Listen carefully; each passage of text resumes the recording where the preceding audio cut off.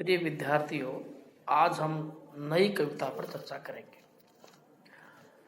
हिंदी साहित्य के इतिहास में 1951 ईस्वी से 1960 ईस्वी तक का कालखंड नई कविता के रूप में जाना जाता है।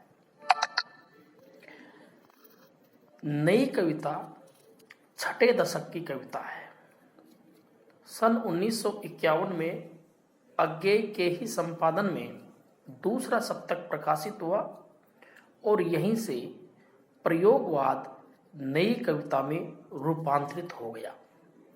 नई कविता नामकरण का श्रेय भी श्री अज्ञेय को ही दिया जाता है। इस अभिधान का प्रयोग 1952 में आकाशवाणी के पटना केंद्र से प्रसारित अपनी एक भेंट वार्ता में अज्ञेय ने किया था। बाद में यह भेंट वार्ता नए पत्ते के जनवरी-फरवरी 1953 के अंक में प्रकाशित हुई।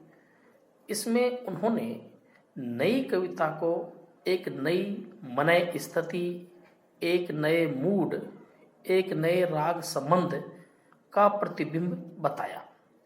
1954 में इलाहाबाद से जगदीश गुप्त और राम स्वरूप चतुर्वेदी के संपादन में नई कविता नामक पत्रिका प्रकाशित हुई। इस पत्रिका के प्रकाशन से नई कविता आंदोलन का आरंभ हुआ। नई कविता को एक विशेष काव्य प्रवृत्ति का द्योतक बताने का प्रयास किया गया और उसे प्रयोगवाद से भिन्न भी कविता सिद्ध करने का प्रयत्न किया गया। लेकिन सच्चाई यह है कि प्रयोगवाद और नई कविता एक ही है अथवा एक ही काव्य प्रवृत्ति के विकास के दो चरण हैं। इसका कारण यह है कि इन कवियों की सोच और काव्य बोध प्रयोगवाद अथवा नई कविता का ही है। नई कविता के प्रमुख कवि उल्लेखनीय हैं अज्ञेय, भवानी प्रसाद मिश्र, रघुवीर सहाय, सर्वेश्वर दयाल सक्सेना, विजय देव नारायण शाही, धर्मवीर भारती, श्रीकांत वर्मा, मुक्ति बोध, शमशेर बहादुर सिंह, गिरिजा कुमार माथुर, अशोक वाजपेयी इत्यादि। नई कविता कालीन परिस्थितियां क्या थी, इस पर भी हमें विचार करना होगा। जब हम नई कविता की परिस्थितियों पर बात करते हैं तो स्पष्ट रूप से एक बात सामने आती है कि नई कविता का समय आज़ादी के बाद का समय है, जहां सामाजिक राजनीतिक परिदृश्य पहले से बदला हुआ है और साथ ही समाज के मूल अंतर विरोध काफी जटिल और उलझे हुए हैं।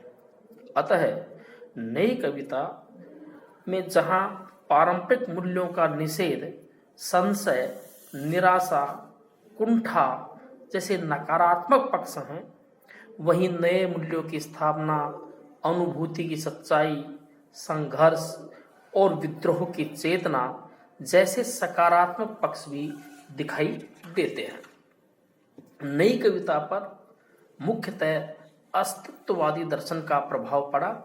हालांकि इस पर मार्क्सवाद का प्रभाव भी देखा जा सकता है। इस तरह नई कविता की दो धाराएं बनी। पहली मार्क्सवाद से प्रभावित थी, जबकि दूसरी अस्तित्ववाद और व्यक्तिवादी आधुनिकतावाद से। भारत में स्वतंत्रता के बाद आर्थिक विषमता कम नहीं हुई। देश के नेतृत्व ने जनता की समस्याओं पर पर्याप्त ध्यान नहीं दिया। फलस्वरूप देश में असंतोष, मोहभंग और निराशा की स्थिति बनी। क्योंकि स्वतंत्रता के बाद भी लोगों के सपने पूरे नहीं हुए, इसी पृष्ठभूमि पर नई कविता का उदय हुआ। आजादी के बाद जो भी विकास हुआ उसमें मशीनीकरण और शहरीकरण पर बल दिया गया, जिसने समाज में यांत्रिकता, अकेलेपन व आत्मनिर्वासन को उत्पन्न किया।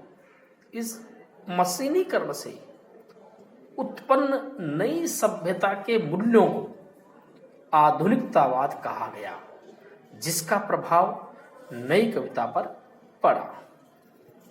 धन्यवाद।